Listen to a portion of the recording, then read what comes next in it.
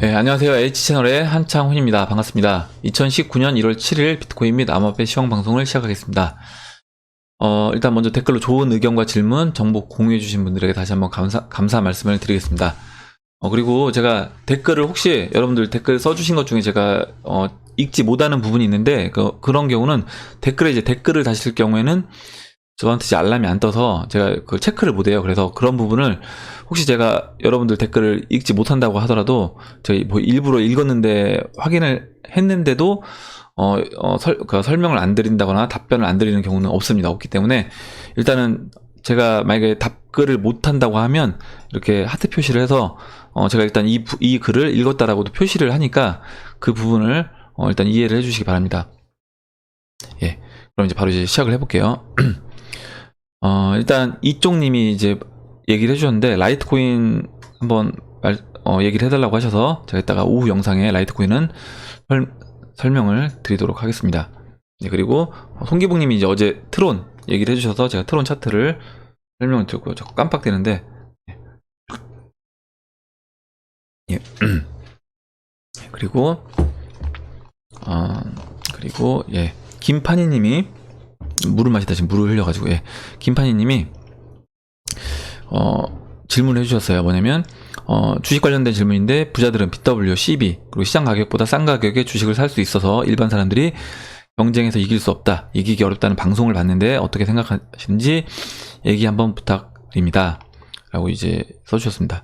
그래서 이제 신주 인수권부 사채 BW는 이거예요. 뭐냐면 사채긴 한데 채권과 그 다음에 이제 신주를 살 수 있는 권리까지 같이 포함되어 있는 회사채다, 이렇게 보시면 되고, 그럼 뭐하러 이렇게 그냥 이자를 주고 회사채를 발행하는데 여기다 주식을 싸게 살 수 있는 권리까지 주냐? 그건 이제 대신 그렇게 하면서 이자 비용을 싸게 좀 내리는 거죠. 이자 비용을 낮추는 겁니다. 근데 이게 왜 문제가 가끔 되냐면 이런 겁니다. 뭐냐면 이자는 이자대로 제대로 다 주면서 거기에 이제 신주 인수권까지 같이 줄 경우가 있어요. 보통 이제 어떻게 보면 약간 로비를 한다거나 정치인들한테, 이런 경우에 회사에서 그 로비 명목으로 이런 식으로 이제 BW를 발행해서 제공을 합니다. 아니면 진짜 회사에서 돈이 급해서 이제 투자자한테 좀 유리한 조건을 제안할 때 이런 식으로 이제 제안을 하기도 해요. 그래서 이제 이런 BW가 있고요. 그 다음에 이제 CB 같은 경우는 나중에 이제 주식으로 바꿀 수 있는 회사채인데 차이점이 있습니다. 뭐냐면 CB는 이게 주식으로 바뀌게 되면 이 채권이 없어져요. 회사 입장에서 채권이 사라지는 겁니다. 근데 BW는 안 그래요. BW는 내가 이제 그 채권하고 신주 인수권하고 약간 분리해서 이제 보셔야 되는 겁니다. 그리고 이제 보시면 회사 입장에서 회사가 어려울 상황에, 예를 들어서 2008년도 서프라임 같이 골드만삭스가 회사 상황이 어려울 때는, 그때는 어쩔 수 없이 이런 그 권리를, 그러니까 뭐냐면 돈을 빌려서 이자도 일정 부분 주면서 그 이자 플러스 나중에 그 돈 빌린 것만큼의 주식을 이 가격, 예를 들어서 그 위기 때 가격에 주식을 살 수 있는 권리까지 주는 겁니다. 그때 워렌 버핏이 이제 그런 식으로 해서 골드만삭스 받았어요. 5조 정도 이제 빌려주면서 아마 5조에 해당하는 그 신주 인수권 사채까지, 그러니까 그 신주 인수권까지 같이 받았습니다. 그러면 만약에 주식이 싸지게 되면 권리 행사를 안 하면 되는 거고요. 주식이 올라가게 되면 권리 행사를 하면 되는 겁니다. 이제 아까 말씀드렸던 것처럼 이걸 이제 악용하는 사례도 있기 때문에 아마 이제 그런 것 때문에 이제 문제가 될 수도 있는 거고, 그럼 개인들이 분명히 이제 이 부분에서 어떻게 보면 큰 돈을 갖고 회사랑 딜을 하는 그런 부자들하고 비교해서 봤을 때 개인들이 분명히 일정 부분 불리한 거는 있죠. 불리한 거는 있는데, 어떻게 보면 이제 또 이런 대주주들 입장에서는 이렇게 큰 대주주 입장에서는 그만큼 또 세금을 또 내요. 우리나라 같은 경우도 거래소 같은 경우 몇 퍼센트 이상의 지분을 갖고 있는 사람들이 회사에서 매도할 때는 그 세금을 또 따로 냅니다. 근데 이제 소액 주주들 같은 경우는 이제 그런 세금은 또 없기 때문에 장단점이 있다라고 보시면 돼요. 그러니까 돈이 무조건 많은 게 좋은 게 아니라, 워렌 버핏 같은 경우는 자기가 매도를 하려고 하게 되면 이게 다 전 세계인들이 알 수밖에 없다는 거죠. 하지만 개인들은 사실 내가 매도하는 거를 세력들이 이거를 눈치챌 일도 거의 없고, 어떻게 보면 발빠르게 이제 움직일 수 있는 그런 건 또 개인들의 장점이기도 하다. 그래서 저는 이제 장단점이 있다라고 봅니다. 이런 부분에서. 그래서 무조건 개인들이 무조건 돈 많은 사람들 주식시장에서 이기는 건 불가능하다. 이렇게 보진 않는다는 거죠. 네, 그리고 이제 이 존 최님이 글을 써주셨는데 글을 굉장히 길게 써주셨어요. 그래서 근데 한번 읽어볼 필요가 있는 글이어서 제가 다 설명은 못 드리고 제가 이제 전 다 읽어봤는데 읽어보고 제가 이제 설명만 드릴게요. 뭐냐면 지금 존치님이 하시는 얘기는 이겁니다. 이제까지 인류 역사상 법정화폐가 항상 이제 없어졌는데 그때마다 금과 은으로 항상 회귀가 됐다. 금과 은으로 항상 회귀가 됐고 이때 금보다는 은이 항상 더 많이 올랐다라는 겁니다. 금도 뭐 금이 10배 올랐다라고 하면 은은 뭐 한 60배에서 뭐 80배 이런 식으로 은이 훨씬 많이 올랐다. 어떻게 보면 이제 비트코인이 올라갈 때 알트코인이 더 많이 올라가는 것 같은 그런 현상처럼 보시면 될 것 같아요. 금이 비트코인이라고 하면 뭐 은이 알트코인이 될 수 있는 거겠죠. 그런 식으로 이제 보시면 되고 그래서 이제 은에 투자를 해야 된다. 이제 그 부분을 얘기를 해주셨고 그리고 이 은이 지금 이제 JP 모건이라든가 이런 대형 금융사 HSBC가 거의 독점을 하고 있다. 이렇게 이제 얘기를 해주셨고 거기에서 이제 몇 가지 제가 말씀드릴 거는 뭐냐면 일단 금은 이제 중국하고 러시아가 실물금을 계속 많이 보유를 했기 때문에 그에 비해 이제 미국과 영국이 은에 집중해서 은을 보유하고 있다. 그래서 은을 사는 게 좀 더 나을 것 같다라고 얘기를 해주셨고 여기 이제 한 가지 더 팁을 알려주셨는데 뭐냐면 금 ETF, 은 ETF를 살 수 있다라고 제가 말씀드렸잖아요. 근데 이거는 일정 부분을 사시더라도 이거를 믿으면 안 된다는 거죠. 뭐냐면 만약에 위기 상황이 진짜 됐을 때 실제 그 ETF는 비율을 되게 재밌는 비율을 해주셨는데 금융 시스템 붕괴에 대비해서 실물금이나 실물은을 보유하는 것은 만약에 여러분들이 배를 타고 가실 때 배가 침몰할 때 실제 구명조끼를 갖고 있는 거예요. 근데 ETF를 보유하고 있는 건 구명조끼를 받을 수 있는 티켓을 보유하고 있는 거다. 그래서 이거는 구명조끼가 줄 수도 있는 건데 안 줄 수도 있는 거예요. 왜냐면 그 금융회사가 망해버려서 야, ETF는 있는데 못 주겠다라고 하면 그거는 어쩔 수 없는 겁니다. 그래서 약간 차이가 있는 거예요. 약간 차이가 있기 때문에 이 부분에서 우리가 확실하게 ETF를 하더라도 ETF는 일정 부분만 하시고 혹시 모르기 때문에 되도록이면 실물 금이나 은을 보유하는 게 낫다. 예, 이렇게 이제 얘기를 해주셨고 그리고 네, 한번 내용이 좀 길어서 이걸 다 이제 소개시켜드리기 어려운데 일단 한번 읽어보시기 바라고 이제 지금 이런 여러 가지 장단기 금리차 역전되는 부분하고 여러 가지 상황에서 실제 이제 경제 위기가 올 확률이 지금 높기 때문에 이런 식으로 금과 은을 준비를 해야 된다라고 얘기를 해주셨습니다. 그래서 저도 이제 말씀을 드렸어요. 뭐냐면 금하고 은하고 저는 비트코인이 그 암호화폐가 일단 암호화폐는 뭐 이쪽을 투자를 하시는지 안 하시는지는 이 존 최님이 모르겠지만 금하고 은하고 암호화폐는 같은 방향이다. 방향성은 같은데 그러면 여기서 이 같은 방향에서 어느 것이 더 많이 상승을 할 것이냐 라고 봤을 때 저는 일단 암호화폐 쪽을 보고 있는 거죠. 그리고 만약 금하고 이런 겁니다. 만약에 러시아랑 이제 중국이 금을 많이 보유하고 있다는 걸 인정을 한다라고 하면 금값을 안 올리는 상태에서 은값만 올릴 수는 없다라는 거죠. 금하고 은이 올라간다라고 하면 물론 아까 이제 금보다 은이 더 많이 올라갈 수도 있는 건데요. 은이 금값을 뛰어넘기는 힘들다고 봐야 되고 그렇다라고 하면 금값도 같이 일정 부분 상승을 해준다라고 하면 이때 실제 이 패권을 잡고 있기 위해서는 미국 입장에서 약간 리스크가 있는 거예요. 제가 봤을 땐. 그래서 금, 은으로 이 시장이 있는 우리가 지금 쓰고 있는 이 돈의 가치가 뭐 달러부터 해서요 위안화, 엔화, 뭐 파운드화, 뭐 원화 등 이런 돈의 가치들이 다 금, 은 시장으로 가기는 전 쉽지 않다. 그렇다라고 하면 이게 이제 암호화폐 시장 쪽으로 저는 더 대부분 돈들이 들어올 것이고 물론 그 중에서 일정 부분은 금과 은 시장으로도 갈 것이다 라고 이제 보고 있는 겁니다. 그리고 이번에 이제 위기가 온다라고 하면 그 위기 극복을 위해서는 이런 거예요. 그러니까 침체 국면에서 그 침체를 벗어나기 위해서는 근본위로 회귀해서는 전 침체 국면을 벗어나기 쉽지 않을 거라고 보는 겁니다. 물론 금값이 이렇다고 해서 상승하지 않는다라고 보는 건 아니에요. 금, 은 값도 저는 상승할 거라고 봅니다. 상승할 거라고 보지만 이렇게 돼서 금과 은으로 우리가 획이 돼서 이 위기를 극복한다? 저는 이건 쉽지 않다. 그렇다라고 하면 결과적으로 뭐냐면 그동안에 풀렸던 달러의 양보다 더 많은 돈의 양이 풀려야 되는 건데, 그 돈의 양이 풀린 것과 같은 효과를 누리기 위해서는 어떻게 해야 되느냐? 결과적으로 이거는 이제 암호화폐 시장 쪽으로 돈이 들어가야 된다라고 보고 있는 겁니다. 예, 이렇게 한번 이거 글을 한번 읽어보시면 도움이 될 것 같아요. 그리고 최경철님이 제가 지난 영상 연말 영상에서 그 이제 제가 책을 읽는 거에서 좋은 글귀를 이제 말씀을 드렸는데, 그거 영상을 보시고 책을 구매해서 보셨대요. 그게 이제 타이탄의 도구들인데, 팀 페리스라는 작가가 쓴 글이거든요. 쓴 책인데, 그 팀 페리스의 책 중에 제가 그 전에 읽었던 책 중에 지금 하지 않으면 언제 하겠는가, 이 책도 굉장히 좋습니다. 그래서 혹시 구독자분들 중에 한번 이렇게 추천을 해주시면 좋을 것 같다고 하셔서 제가 그 팀 페리스의 타이탄의 도구들하고요, 그리고 책을 좋아하시는 분들이라고 하면 지금 하지 않으면 언제 하겠는가 라는 책도 이제 읽어보시면 여러분들 도움이 많이 될 것 같습니다.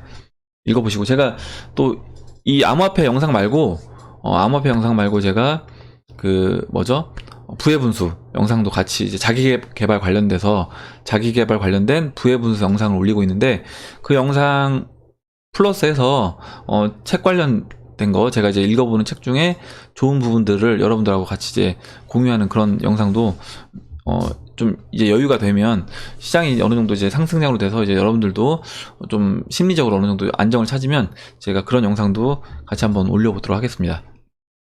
예, 그래서 한번 공유를 해봤고요. 다음 보도록 할게요. 그다음에 예, 홍기봉님이 제가 어제 이제 그 얘기를 했어요. 뭐냐면 어제 이제 영상 제목이 이거였죠. 빚내서 주식 투자 150만 명, 겁 없는 30대가 늘고 있다 라는 이제 제목이었습니다. 그 2017년도에 그 빚을 내서 투자하는 인구가 170만 명이었는데 20만 명 정도가 줄었는데 그 빚을 낸 금액은 8조인가 7조인가에서 10조로 오히려 늘었습니다. 그래서 보시면 결국에 이 얘기는 뭐냐면, 빚을 낸 투자자는 20만 명이 줄었는데 그 금액은 늘어난 거예요. 왜냐면 주식시장이 올라가면서 늘어난 겁니다. 부동산 시장도 똑같아요. 뭐냐면 물론 그러니까 이 센스가 있는 분들은 아마 부동산 시장에서도 일정 부분 빠져나왔을 겁니다. 매도를 하고 고점에서. 그런데 나중에 들어간 분들이 오히려 그 빚을 낸 금액 자체는 더 커지게 되는 거죠. 왜냐면 그 부동산 가격이 전체적으로 다 올랐기 때문에. 주식시장도 마찬가지입니다. 주식시장도 작년에 이제 우리나라 지수가 2500포인트까지 가면서 실제 빚을 낸 금액 자체는 커진 거예요. 커지면서 오히려 그 빚을 떠안은 사람 숫자는 줄었죠. 이렇게 되면 리스크가 1인당 지는 리스크가 더 커지는 겁니다. 부동산 시장도 저는 똑같다고 보고 있어요. 부동산 시장도 똑같이 아마 이제 그런 식으로 커졌을 겁니다. 그래서 이런 리스크 관리를 해야 되는데, 진짜 이 젊은 세대들이 이 사회에 나와서 사회 경험을 하면서 한 번도 제대로 된 그런 위기 상황을 겪어보지 않았기 때문에 약간의 조정장만 겪어본 상황에서는 제대로 된 위기를 못 느껴본 거죠. 그래서 별일이 계속. 그리고 고점 대비 생각해보면 지금 20% 30% 이미 물려있는 상황인 겁니다. 그렇기 때문에 싸다고 생각하는 거예요. 지금. 그리고 가치를 보면, 지난번에도 제가 말씀드렸지만 가치를 보면 PBR이 쌉니다. 싸다고 느껴져요. 근데 어때요? 위기가 올 때는 이 어떤 분 그때 저한테 이제 얘기해 주셨던 분 중에 이런 분들이 있었어요. 야, 환율이 지금 1100원이고 뭐죠? 그 원유 가격이 지금 $50 미만인데 야, 이런 상황에서 위기가 올 수 있느냐. 제가 말씀드렸잖아요. 뭐냐면 위기가 올 때는 이런 상황에서 오는 게 아니라 한 번에 어떻게 보면 이런 수치들이, 우리가 지금 정상적으로 보고 있는 수치들이 한 번에 크게 변동을 일으키면서 극단적으로 이제 몰아간다는 거죠. 예를 들어서 원유 값이 갑자기 이제 뭐 $100 넘어간다거나, 그래서 $200 막 이런 식으로 이제 치고 올라가고, 환율도 $1가 지금 1100원에서 갑자기 이제 2000원, 뭐 2000원 넘는다거나, 이런 식으로 이제 한 번에 그런 위기 상황들이 몰려오면서 리스크가 커지게 된다. 이렇게 보는데, 제가 이제 그 얘기를 드렸고, 지금 송기봉 님이 이제 이런 경험이 있으셔서 이 부분에 대해서 얘기를 해주셔서, 이거는 제가 봤을 때 이런 경험은 우리가 못 느껴본 분들이 많기 때문에 제가 한번 이제 읽어보도록 하겠습니다. 대신증권 98년 초에 신고가 이제 8,000원인가 이제 몸을 실었대요. 그리고 이제 그때는 전문가 없었고, 우리나라 주식시장도 막 초창기 시절이니까요. 그리고 아마 그때는 막 주식시장도 이런 전산화돼 있지 않고 막 종이에 써가지고 주식 주문 넣고 막 그렇게 했던 시절로 알고 있습니다. 저희 아버님이 저 어렸을 때 이제 주식 투자하실 때, 그때 이제 막 트로이카 전성시대였대요. 그래서 건설, 증권, 은행이 막 이거 모아두면 부자 된다 이렇게 했는데, 이때 이제 증권주가 98년 증권주가 액면가 5,000원, 그러니까 5만원 갔던 게 500원이 됐어요. 그리고 액면가가 5,000원인데 500원이 된 거예요. 5만원 갔던 게 500원 됐으면 얼마죠? 100분의 1토막 난 건가요? 100분의 1토막? 100분의 1토막 난 겁니다. 100분. 지금 어떻게 보면 지금 암호화폐 시장하고 똑같은 거예요. 암호화폐 시장하고 똑같이 그런 식으로 됐었다. 그리고 액면가가 5,000원인데 이렇게 됐다. 이 얘기는 뭐예요? 왜냐면 상장 폐지, 그러니까 부도 직전 상태이기 때문에. 그리고 실제 부도난 회사들이 그때 막 그 국가 부도의 날 보면 그 기업들 리스트를 쭉 적어놓고 계속 줄 칩니다. 부도 이렇게. 그래서 부도난 회사들이 엄청 많았기 때문에 어떤 살아남은 회사들도 언제 부도가 날지 모르는 상황이기 때문에 실제 액면가에서 500원까지 빠지는 거죠. 그리고 주식은 어떻게 보면 채권단 그 이후에 받을 수 있는 거기 때문에 액면가보다 어떻게 보면 밑도는 거는 당연하다고 보는 겁니다. 이런 상황이었던 거예요. 이런 상황에서 이제 위기를 극복하면서 어떻게 보면 그 뭐 8,000원에서 12,000원까지 이렇게 갔다라고 하고, 결과적으로 이제 4,000원은 근데 털리셨다라는 거예요. 그렇게 될 수밖에 없다라는 거죠. 이런 상황이 되면. 그래서 현재도 이런 종목들은 이제 아예 쳐다도 안 보신다는 거예요. 은행, 증권, 건설, 조선 이런 장치 산업은 언제나 이제 위기가 오면 부도가 날 수 있다. 왜냐면 서로 연결돼 있기 때문에 그런 거예요. 만약에 이런 거죠. 건설이 삐끗되면 그 건설에 돈을 빌려준 건설사들이 건설 사업을 할 때 돈을 빌려준 그 채권단인 은행들이 이제 부실화되고, 은행들이 무너지면서 주식 가격이 폭락하게 되니까 증권주도 어때요? 증권주들도 같이 빠지는 거죠. 그래서 이렇게 같이 연쇄적으로 일어나게 된다. 연쇄적으로 리스크가 커지게 된다라고 보고 있는 겁니다. 그래서 이제 이렇게 얘기를 해주셨고, 물론 제가 뭐 1000포인트 간다라고 하니까 이제 몸살이라 이제 90년 대공황 믿으시라고 했는데, 그러니까 제가 이거를, 물론 우리나라는 1600 지수로요. 1650하고 그다음에 채권 죄송합니다. 그 채널의 이제 중간 부분인 1650, 그리고 채널의 하단부가 제가 1000이라고 얘기를 했어요. 이렇게 말씀을 드렸는데, 물론 뭐 이게 100% 간다 이렇게 얘기하는 건 아닙니다. 제가 계속 말씀드리지만 제가 말하는 게 틀릴 수도 있는 거예요. 그러니까 어디까지나 제 개인적인 의견인 거고, 저는 이렇게 본다라고 이제 말씀만 드리는 것 뿐인 겁니다. 그리고 이렇게 이제 위기가 안 올 수 있다, 그러니까 안 올 수도 있는 부분은 뭐냐면, 우리나라 같은 경우는 약간 특수한 상황이 있어요. 뭐냐면 우리나라 같은 경우는 이제 통일 이슈가 있기 때문에, 만약에 통일 이슈가 됐을 때는 그런 부동산, 토목이라든가 건설 이런 경기가 살면서 제가 봤을 때 이런 위기 상황을 다른 나라보다 좀 더 빨리 극복을 할 수도 있다. 그래서 생각했던 것보다 좀 더 우리나라는 빠른 시간 안에 이런 침체 국면을 벗어날 수도 있다라고 제가 지난번에 한번 말씀을 드렸습니다. 그래서 그런 부분도 우리가 이제 감안을 하셔야 되고, 야 무조건 나는 H시너리 이렇게 빠진다고 하니까 숏을 칠 거야. 저는 제가 말씀드렸잖아요. 뭐냐면 저는 아무리 내가 이렇게 본다라고 하더라도 인버스를 산다거나 숏을 치지는 않습니다. 그러니까 선물을 매도한다거나 이렇게 하진 않고, 자산이 올라갈 수 있는 시장에 투자를 하는 행위를 하지, 오히려 자산이 빠지는 시장에 배팅을 해서 먹는 행위는 하지 않아요. 그렇기 때문에 그 부분을 먼저 이제 생각을 해주시고, 그러니까 뭐 달러라든가 달러를 산다거나 금을 사는 거는 이 달러 시장, 금 시장이 올라갈 거를 예상해서 제가 이 시장에 배팅을 하는 거지, 오히려 하락할 시장에 배팅을 해서 돈을 벌지는 않는다.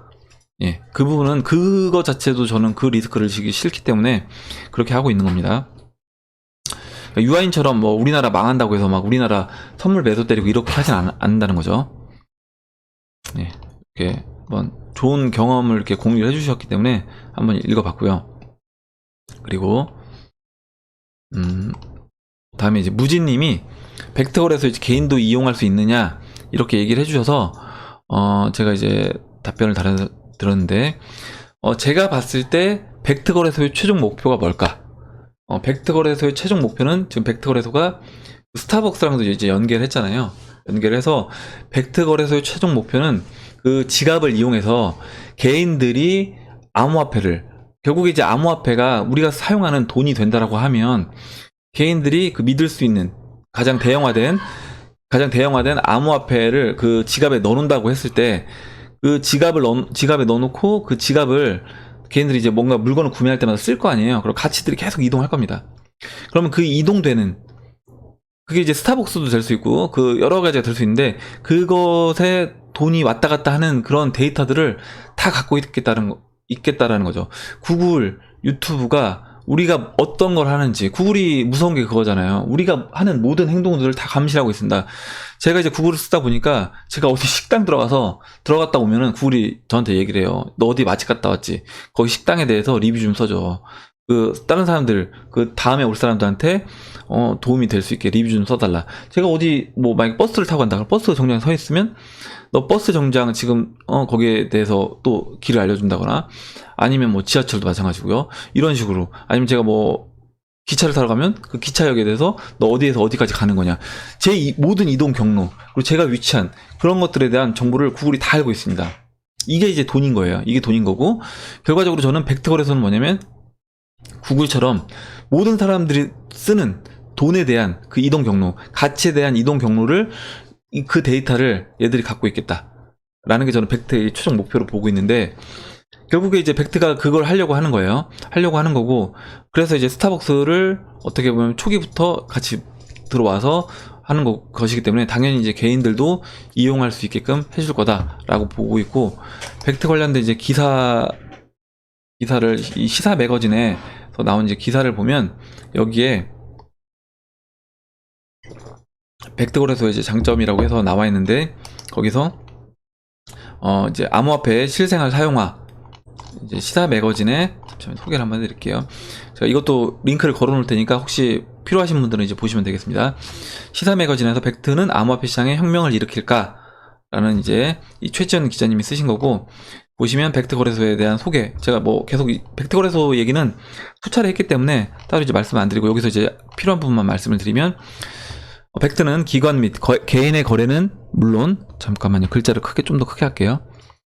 물론 암호화폐 실사용에도 크게 관여할 것으로 보인다. 일각에서 스타벅스의 참여로 후에 비트코인으로 커피를 사 마실 수 있다는 추측도 제시되었으나 이는 스타벅스 측에서 부인하였다. 당연히 이제 부인했겠지만 저는 당연히 나중에 될 거라고 이제 보고 있습니다. 하지만 비트코인을 달러로 환전하여 결제한다고 덧붙인 것으로 보아 암호화폐가 실생활에 사용되는 것이 먼 미래는 아닐 것으로 보인다. 기업 입장에서는 비트코인과 같은 유동성 자산은 불안하게 원치 않는다. 하지만 암호화폐, 법정화폐, 연동 서비스들이 안정이 된다면 이야기는 달라진다. 예를 들어 사용자가 3,000원 커피값을 계산하기 위해 3,000원어치 비트코인을 시장가로 매도하고 이게 이제 스테이블 코인으로 바뀌겠죠. 달러화. 그리고 그 달러화된 그 TrueUSD가 바로 이제 결제가 되는 겁니다. 그러면 그 TrueUSD는 언제든지 1달러로 받을 수 있기 때문에 스타벅스에서도 그 TrueUSD를 이제 받는다는 거죠. 그래서 하지만 사용자들이 이런 과정을 인지하기도 전에 자연스럽게 결제가 되는 거예요.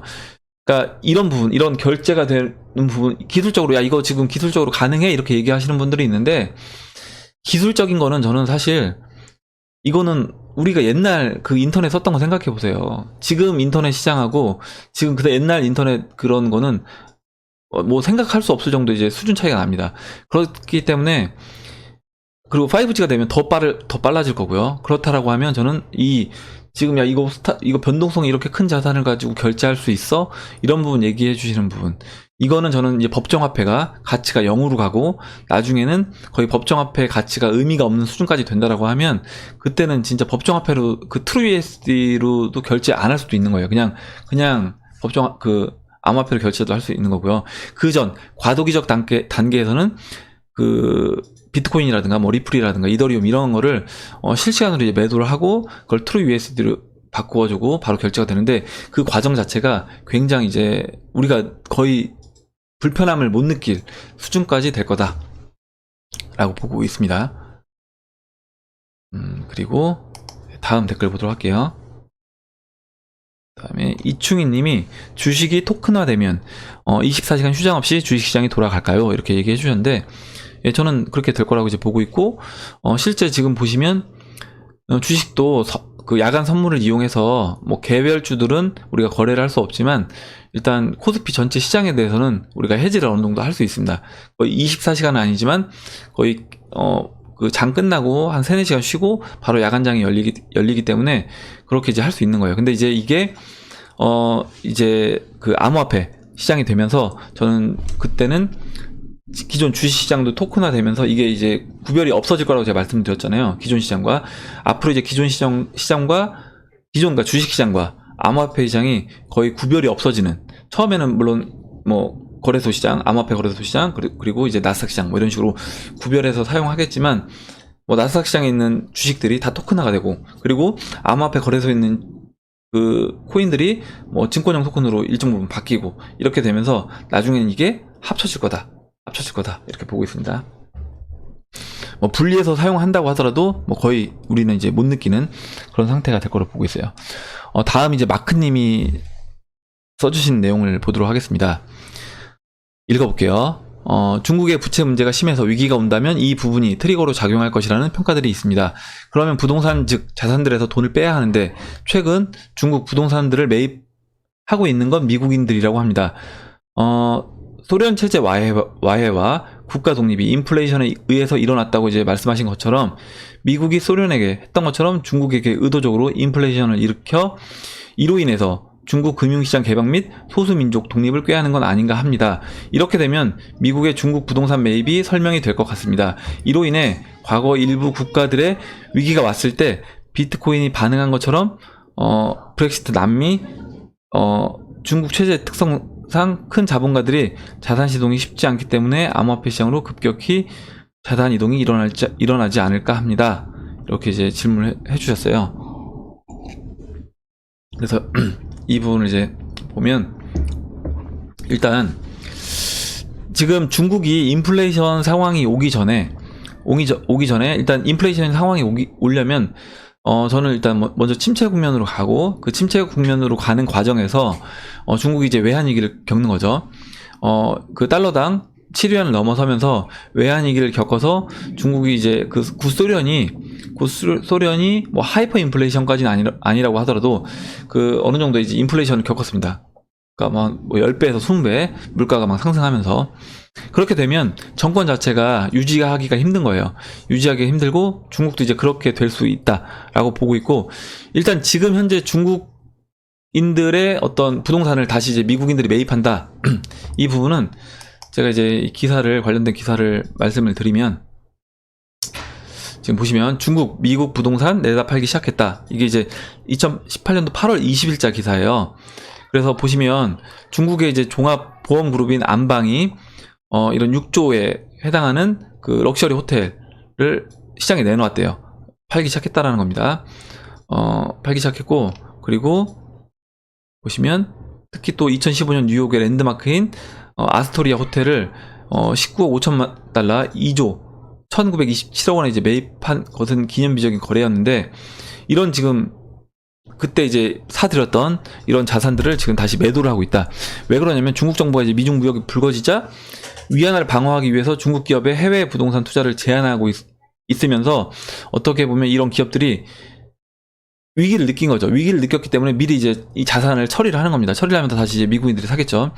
그리고 이제 H&A 그룹도 뉴욕에 있는 부동산을 처분하고 있는 것으로 알려지고 있다 라고 얘기했고, 중국 기업들이, 이것도 글자를 좀 크게 할까요? 중국 기업들이 미국의 부동산을 처분하고 있는 이유는 중국 당국의 투자 제한도 있지만 미국 정부의 외국인 부동산 매입 제한도 영향을 미치고 있는 것으로 보인다. 최근 미국 정부는 보안을 이유로 트럼프 타워 인근에 있는 H&A 그룹 소유의 빌딩 매각을 명령했다라고 합니다.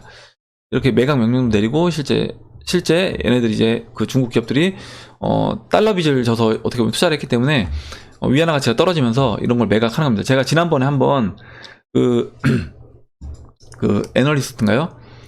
이런 이코노미스트, 케빈 라이 다이와증권의 이코노미스트가 얘기했던 이 포치 오면 중국 금융위기 겪는다라는 이 기사를 이제 설명드리면서 그때 이제 같이 얘기를 드렸습니다. 뭐냐면 중국에 돈이 넘쳐난다라고 했는데 왜 달러나 이런 유로화 자금을 썼느냐. 그때 보면 중국 기업이 빌려다 쓴 자금이 약간 1조 달러, 그러니까 1000조 정도 되는데 실제 이거보다 더 많은 돈을 썼다. 이렇게 된 거고, 실제 이거는 이제 중국 정부에서 어떻게 보면 기업들이 너무 빚을 많이 지다 보니까 이걸 통제를 한 거예요. 통제를 하다 보니까 이런 중국 기업들이 조대 포탈적인 케이먼 제도 아니면 싱가포르 이런 데다가 법인을 만들고 거기서 이제 돈을 빌려 쓴 겁니다. 중국 회사긴 한데. 죄송합니다.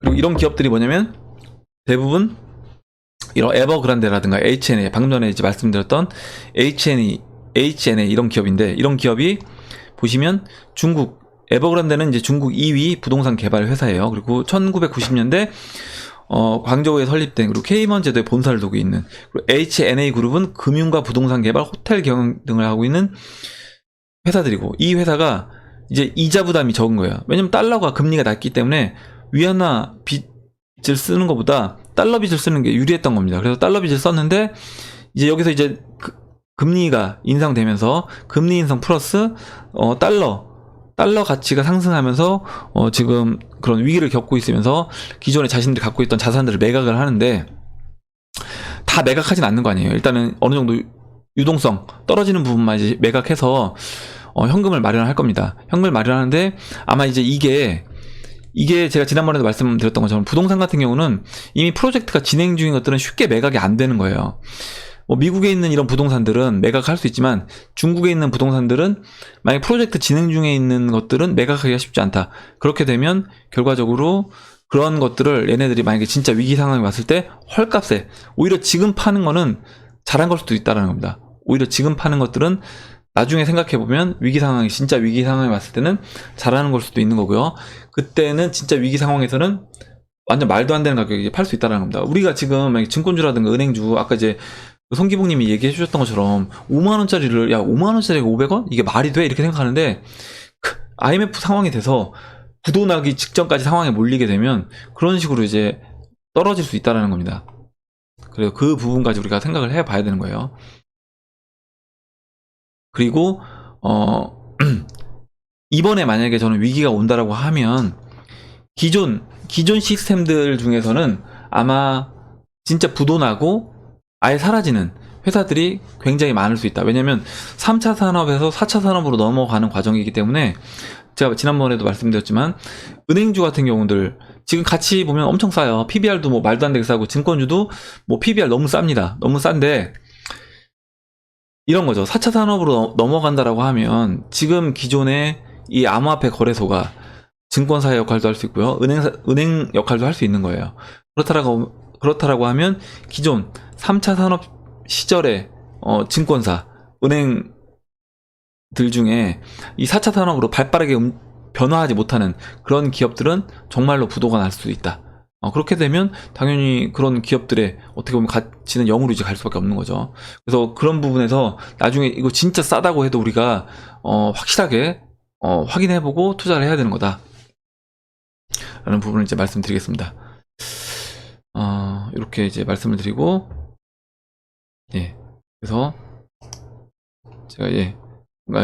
제가 쓴 내용은 그거예요. 그러니까 지금 미국의 이제 중국 부동산들 매각한 부분이, 저번에 판빙빙인가 그 영화 배우가 그 세금을 내기 위해서 자신이 갖고 있던 아파트를 뭐 40층을 팔아서 4천억인 걸 마련했대요.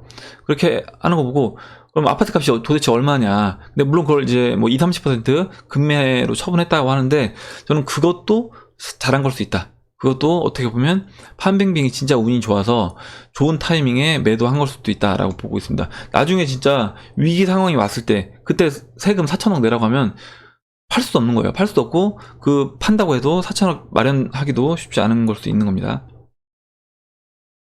그리고 다음에 이제 황리플님이 써주셨는데, 비트 1,500만원, 리플 3,000원이 싸다고 풀매수하던 시절이 떠오르는 건 뭐 기분 탓인가요? 이게 이런 거예요. 아까 이제 이게 어제 제 영상 보시고 써주신 건데, 결과적으로 우리 그 암호화폐 시장도 작년에 이제 2,800만 원에서 빠져서 2천만 원까지 빠지면 싸다고 느끼고 막 사람들 사잖아요. 그런 것처럼 주식시장도 지금 2,500, 코스피 2,500에서 2,000까지 오니까 대중들이, 개인들이 지금 작년에만 10조 샀다고 했잖아요. 개인들이 작년에 10조 이 주식시장에 들어오고, 그리고 개인들이 이렇게 빚을 내서 투자하는 이유는 뭐겠어요? 당연히, 야, 이 정도면 너무 싸다라고 생각을 한다는 겁니다. 근데 그렇지 않다는 거죠. 지금 우리가 암호화폐 시장에서 본다라고 하면, 지금 암호화폐 시장 위치에서 지금 작년이죠. 작년 2만 달러를 찍고, 예를 들어서 한 15,000달러 와 있는 그런 상황을 본다라고 하면, 그게 과연 싸다고 볼 수 있느냐? 또 싸다고 볼 수 없다라는 겁니다. 그러면 지금 주식시장도 우리가 그렇게 볼 수 있다라고 이제 그 부분을 얘기를 해주셨어요. 그리고 임경호님이 월봉 차트를 보니까 상승 채널을 이탈한 것 같은데 어떤 거 같냐라고 얘기를 해주셨는데, 제가 지난 시간에 한번 이 얘기는 드렸었는데, 일단 이거 비트코인 주봉 차트인데요. 월봉 차트도 뭐 똑같습니다. 월봉으로 바꿔도요, 예, 똑같은데, 일단 그냥 주봉으로, 월봉보다는 이제 주봉으로 제가 해놓고 말씀을 드릴게요. 보시면 지금 이렇게 이탈한 것처럼 보여요. 그러니까 제가 예전에 이제 그렸던 방식대로 그리면 이탈한 것처럼 보입니다. 근데 제가 이 초록색으로 그린 선을 따라서 채널을 그리면 또 이탈한 것처럼 보이지 않는다는 거죠.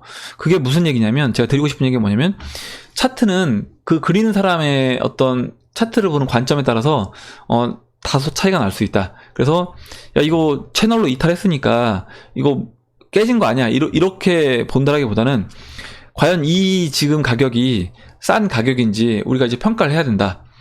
일시적으로 이탈할 수 있다고 말씀드렸고, 나스닥 차트도 예전에 이제 일시적으로 이탈했던 부분 말씀드렸고, 이번에 와사비님이 주셨던 그 자료 보면 우리가 이제 그 난이도를 바탕으로 해서 같이 분석을 해보면 지금은 싼 영역인 건 분명하다는 거죠. 그렇다라고 하면 이 채널 깨진 것도 볼 수 있지만, 채널 깨진 것보다 일단 지금은 싼 영역에 있다. 이 부분을 먼저 봐야 된다 라고 이제 말씀을 드리고, 보세요. 제가 이렇게 그릴 수도 있다는 겁니다. 제가 채널을 다르게 그려볼게요. 이 초록색 이렇게, 그래서 이렇게 제가 이런 식으로 그린다라고 하면 지금 채널 이탈하지 않은 것처럼 보인다는 거죠. 이때 이제 2012년도 8월의 고점과 보시면 지금 어떻게 그렸냐면 2015년도 8월에 저점을 이어서 그렸습니다. 이렇게 그리면 채널을 이탈하지 않은 것처럼 보일 수 있다는 겁니다. 그래서 이거는 어떻게 차트를 그리느냐에 따라서 달라진다 라고 이제 보시면 될 것 같아요. 그러면 대신 이 정도 가격이면 싼 영역이다 라고 볼 수 있느냐, 그 부분이 전 더 중요하다 라고 이제 보고, 그 다음에 다음 내용 보도록 할게요. 정현희님이 써주셨는데 한번 읽어볼게요. 16년에 임대업을 하겠다고 분양받아놓은 게 있는데 이달 잔금에 머리가 아프네요. 잔금 낼 것을 코인 투자해서 지금은 다 물려있고 다시 억을 대출받아야 할 상황이고 고민이 깊은데, 계약금을 포기하자니 그것도 리스크가 크고, 다시 그 억을 남아 잔금을 치르기 위해서 대출을 받자니 그것도 감당하기 힘들 것 같고, 이제 이자를 내야 되기 때문에요. 코인이 잘 올라와줘서 힘이 되면 좋으련만, 그것도 일단 그건 이제 우리가 당장 할 수 있는 상황은 아니죠. 올라와줘야 되는 거니까요. 그러면 그래서 이제 어찌 생각하시는지, 솔직히 전 그냥 대출 받기 싫어서 포기하고 싶은데 그것도 잘 될지 모르겠네요.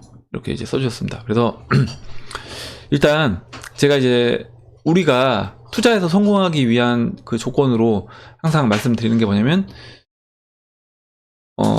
그 확신가, 이 시장에 대해서 아무리 내가 확신을 하고 있다라고 하더라도 그 자금 관리가 안 된다라고 하면 어쩔 수 없이 싼 가격인 걸 알면서도 울며 겨자 먹기로 팔 수밖에 없다, 이런 거죠. 만약에 여러분들이 지금 전세 자금을 받았는데 1년 뒤에 다시 전세가 또 이 가격에 나가겠지 라고 생각해서 1년 뒤에 전세를 내주면 되니까 그 돈을 가지고 암호화폐를, 지금 어떻게 보면 정희님도 뭐 똑같은 내용은 아니지만 제가 몇 번 이 얘기를 드렸잖아요. 그래서 그런 전세 자금은 다시 나갈 돈이기 때문에, 그리고 그 전세 자금이 그 가격에 전세를 놓을 수 있다는 보장이 없잖아요.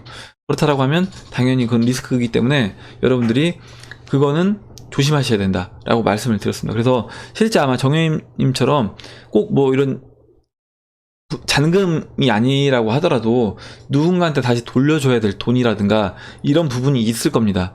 근데 이제 이래서 이제 고민을 하실 텐데, 일단은 지금 상황에서는, 지금 상황 말고 제가 먼저 말씀드리고 싶은 건 뭐냐면, 앞으로도 이런 상황까지 우리가 고려를 해서, 내가 적어도 이 시장이 2, 3년 후에 올라가도 버틸 수 있는 그런 돈들이 여유가 있어야 된다. 여유가 있어야지 심리적으로 안정감을 갖고 우리가 투자 행위를 할 수 있다라는 부분을 먼저 말씀을 드리고요. 그리고 일단 정윤님이 그 대출 못 받기 싫어서 포기하신다고 했는데, 이 부분은 사실 제가 이렇게 해라 저렇게 해라 조언을 해드리기는 굉장히 어렵습니다. 굉장히 어렵고, 제가 만약에 제 개인적인 입장에서 만약에 판단을 한다라고 하면, 만약에 제가 현금 흐름이 좋아요. 현금 흐름이 좋다는 얘기는 뭐냐면, 제가 매달 뭐 안정적인 월세를 받는다거나, 아니면 돈이 진짜 현금이 뭐 몇 억이 있어서 그 돈으로 충분히 커버할 수 있다거나, 근데 이제 그런 상황은 아니신 것 같고, 그게 아니라고 하면 어찌됐든 뭐 내가 직장을 다녀서 정확한 돈이 들어온다. 그 상황에서, 그리고 이 회사는 내가 봤을 때, 물론 그 경기 침체 상황 됐을 때 회사 직장도 잃을 수 있는 겁니다. 그 부분도 어떻게 보면 생각을 해봐야 되는 건데, 뭐 그런 경험까지 고려하지 않는다고 하고요. 일정 부분 돈이 캐시카우가 있어서 현금 흐름이 좋아서 그 부분에서 이자 부분을 감당할 수 있다라고 하면, 일정 부분 뭐 대출을 받아서 해보는 방법을 저는 선택할 수도 있을 것 같아요. 근데 그거는 이제 만약에 대출을 받기가, 그러니까 사람마다 이건 그러니까 성향이 다른 겁니다. 난 대출을 받는 거 싫다, 그리고 내가 현금 흐름이 지금 좋지 않다라고 하면 그 부분은 과감하게 결정을 하셔야 되는 거예요. 결정을 하셔야 되는 거고, 그래서 일단은 개인적으로 제가 이렇게 해라 저렇게 해라 말씀드리는 건 어렵고, 일단은 만약에 그 현금 흐름에 따라서, 그러니까 정확하게 제가 지금 정현희님의 어떤 그런 재무 상태를 다 들어본 상황이 아니기 때문에 조언을 정확하게 해주는 거는 쉽지 않고, 일단은 제가 말씀드리고 싶은 거는, 만약에 앞으로 이런 상황에 여러분들이 지금 제 영상을, 정현희님도 마찬가지고, 만약에 이번은 공부를 하셨다고 생각하셔야 되는 거예요. 만약에 손해를 보신다고 하더라도 내가 수업료를 지불하고 앞으로는 경험 삼아 수업료를 지불했다라고 생각하고 다음부터는 이렇게 하면 안 되겠다. 그러니까 뭔가를 투자를 하실 때는 이런 상황까지 고려를 해서 투자를 해야 되겠다라고 생각을 하시고 배우셨다라고 생각을 하셔야 되는 겁니다. 그래서 이 부분에 대해서 다음에 또 이런 상황이 됐을 때 이런 실수를 안 하시는 게 저는 더 중요하다라고 보고 있고, 저도 당연히 예전에 이런 실수 했었고, 그러니까 그때는 이제 저도 모르니까 당연히 그러니까 이렇게 되면 이때 이거 해결하고 잔금 내고 이렇게 하면 되겠지라고 해서 저도 투자를 했었습니다. 근데 다 좋게 흘러가진 않는다는 거죠, 상황이. 그래서 여러분들도 항상 그런 부분까지 이제 고민을 하셔서 투자를 하시는 게 좋겠다라고 이제 말씀을 드리겠습니다. 그래서 일단은 가장 좋은 거는, 제가 정혜님 입장에서는 빨리 이 암호화폐 시장이 올라와서 좀 이런 스트레스 안 받으시고 잘 해결되기를 저는 바라겠습니다. 제가 이제 일단 뭐 자세한 디테일한 사실 조언은 드릴 수 없다는 점을 먼저 이제 이해를 해주시면 좋을 것 같아요. 네, 그리고 마지막 내용을 이제 읽어볼게요. 코레고님이 써주셨는데 이런 내용을 써주셨어요. 뭐냐면 1년 전 암호화폐 투자한 사람보다 지금 이 시장에 들어오는 암호화폐 시작하는 사람들이 왜 이렇게 부러운지 모르겠다, 그렇게 보이실 수 있습니다. 왜냐면 지금 너무 싸다는 걸 공부를 하고 보니까 지금 이게 너무 싼 거예요. 너무 싼 건데 어떻게 보면 그 전에 들어왔기 때문에 총알을 다 쐈잖아요. 그래서 살 수가 없기 때문에. 근데 이렇다고 아무리 싸다고 하더라도 여기서 무리해서 배팅을 하시면 안 되는 겁니다. 막 레버리지 써서 돈을 빌려서 배팅을 하게 되면 단기적으로 이제 하락이 왔을 때 견딜 수가 없기 때문에 그렇게 하시면 안 되는 거고, 일정 무조건 여유 자금을 마련해 놓고 하셔야 되는 거고, 제가 이제 드리고 싶은 말씀은 뭐냐면, 지금 작년 그 연말에 그 고스트 머니인가요? SBS에서 했잖아요. 그런 영상 보고 개인들 분위기를 보면, 그 아마 네이버에 암호화폐 관련된 기사 댓글들을 보면 대부분 대중들의 어떤 반응은 뭐냐면, 야, 코인충들 잘 망했다, 그리고 아니면 야, 내가 그럴 줄 알았다, 고스트머니 다 돈 휴지 조각되고, 이렇게 이제 이런 식의 댓글들이 많습니다. 그래서 대중들은 뭐냐면, 이 시장이 지금 이렇게 싸다고 해도 절대 못 들어와요. 절대 못 들어오고, 지금 이 싼 시장에 들어올 수 있는 개인들을, 그러니까 아무것도 이 암호화폐 시장에 들어오지 않은 상태에서 지금 야, 이 시장 내가 해야 되겠다라고 생각하는 분들은 아마 진짜 극소수일 겁니다. 제가 봤을 때 1000명 중에 1명 될까 말까일 것 같아요. 그 정도 이제 극소수이고, 기본적으로 기존에 이제 물렸던 분들이 추가적으로 이제 들어올 생각을 하고 있는 거지, 아무리 싸졌다고 하더라도 들어오기 쉽지 않다. 그리고 들어온다고 하면 만약에 주변에, 야, 저 같은 경우 이제 아는 동생들한테, 야, 싸니까 지금 좀 사봐라 이렇게 얘기를 해도 사도 진짜 얼마 안 사는 거예요. 그 사람이 돈이 진짜 뭐 10억 100억 있어도 사는 금액은 뭐 100만 원 아니면 1000만 원 이 정도밖에 안 사는 겁니다.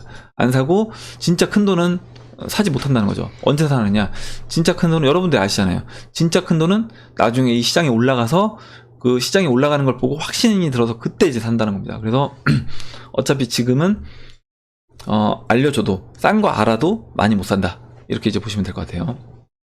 예, 그래서 오늘 이제 여기까지 해서 이제 마무리를 하고요.